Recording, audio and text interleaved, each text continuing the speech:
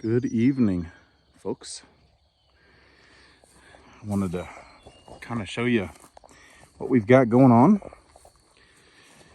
You can kind of see I've got a laneway built here.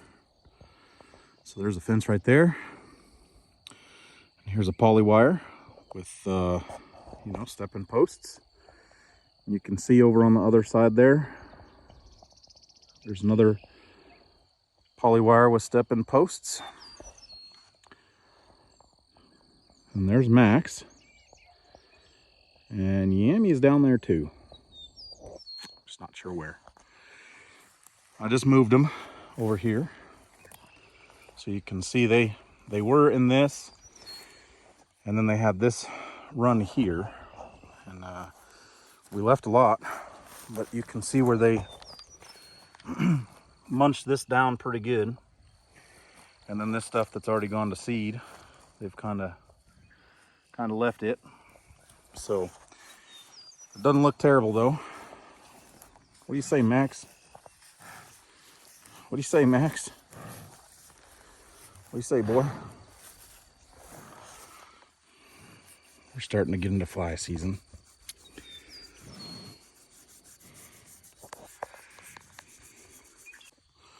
And tick season. Super not excited about fly and tick season. But Max is looking really good. He'll be pretty well slicked off here before long. And Yammy's looking good. So you can see we got some real good forage we just put them into. Now, some of it's gone to seed, but there's some leafy stuff all over. And here comes Yammy. He wants to be in the video. He's looking pretty good too. And they're doing good together. We sold the other bulls, so I didn't want Max to be all by himself, and so we put Yammy in here with him. That's all right though, because they'll be with the girls here in about a month and a little bit. So, and then we'll just have one herd again. Isn't that right, bud? Yeah. Want some more pets, don't you? Also, like I was saying, tick season. Old Max has got quite a few ticks in him that I've been finding. It's just the way it goes. So, but anyway, you can see they've done some trampling and they've done some eating, and then we've left some, and I may come in here and clip this. I finally have a brush hog. It's an old one and it needs some work, but I think I can get it going without too much hassle or money. It was at my parents' house in Colorado, and they recently came to visit and brought it with them when they came. So that other fence line was about right. It's about right here. And it went down, and then they were on this one before. So, well, yeah, because I just pulled this up and you can see my tracks. So this was their last 2 rotations ago, and it's already starting to come back pretty good. And you can see the manure.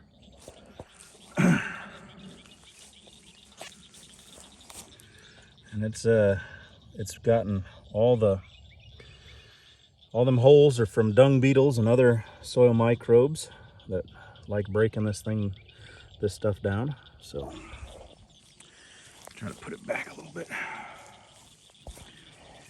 Anyways, and then you can see all this brown stuff right here. They won't eat that. It's called broom sage. Broom sage is a indicator that the soil is lacking. I could probably get some lime. You can see I got quite a bit of it there, and then there's some more down there. And then we've got over on the other side of that pond is another field. And I got some more over there too. cow scared me. That's the neighbor's cow. I'm not supposed to have, I shouldn't have cows over there, but that's on his side, I'm pretty sure. Anyway, I don't have money for lime right now. I've heard that if you put lime down on your soil and then, you know, it works its way in, it'll kind of take care of this broom sage. So until I can get lime, you know, until I can afford lime, I think I'm just going to clip it. And if I can knock down this tall stuff, maybe the sun will hit the good grass and promote growth there. You know, if nothing else, it'll make it look better. This field and then the field over on the other side of the pond is my worst two for broom sage. And then I'll show you this over here. So this, I'm in the middle field right here. This is the middle field, and that's where the boys are at. See them up there looking at me. And then we've got what we call the lower 40 over there on the other side of the pond. There's a fence line. You can see the white tops of the T-posts right there going down the hill. So we call that the bottom 40. And then this here we call the lower field. And you can see it right there. It's got the milk barn. There's a tree frog in that tree right there. I don't know if you could hear it on the camera or not. It stopped.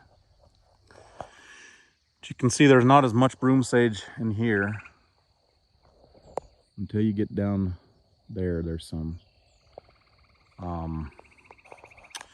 But hope you can hear them tree frogs.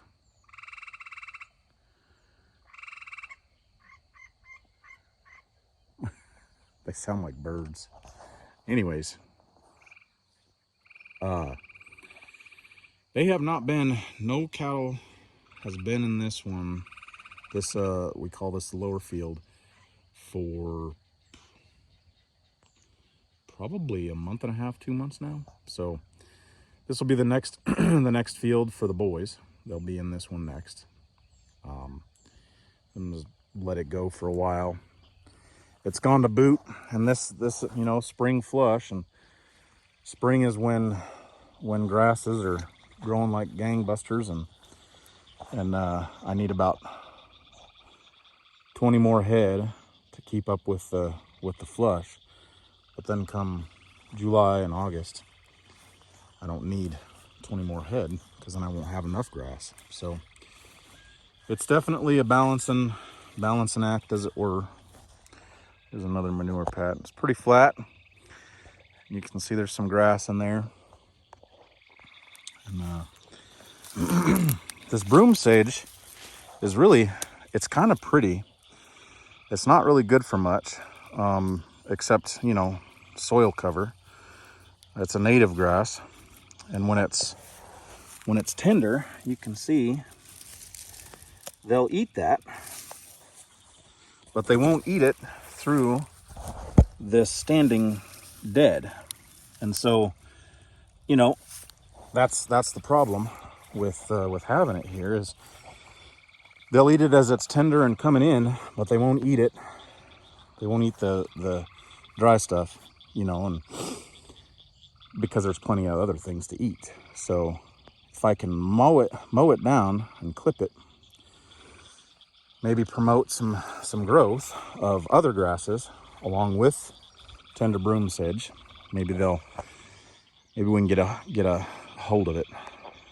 The other problem that we're running into, as you can see them white flowers there, I'm not sure if them are multiflora rosebush or wild berries. They are thorn bushes, and then there's a big clump of them in that fence line. There's another clump right there, another clump right there, another clump right there, another one right there, and then that one right there we were just standing next to, and you can see out in that other field there's some, and some around that down tree, some right there. Anyway, anywhere you look, I'm gonna have some of that stuff, some there, and some around that tree. And they don't eat around that stuff either. Obviously it's got thorns. And nobody likes getting thorns when they're trying to have supper. So I'm not sure how to get rid of that stuff. I've been told, I don't know this to be a fact, but I've been told that if you mow it, it spreads it like crazy. And the best way to get rid of it is to chop it, pile it all up, and burn it. I don't know if that's the case. If any of you know how to get rid of the multiflora rose bush and or the wild berry bushes, let me know in the comments, because I would like to get rid of some. Obviously, I'm not going to get rid of it all, but I feel like if I don't do something with it, it's going to eventually take over. You know, I've got a whole bunch of clumps down over there. That's going to be the bottom 40. And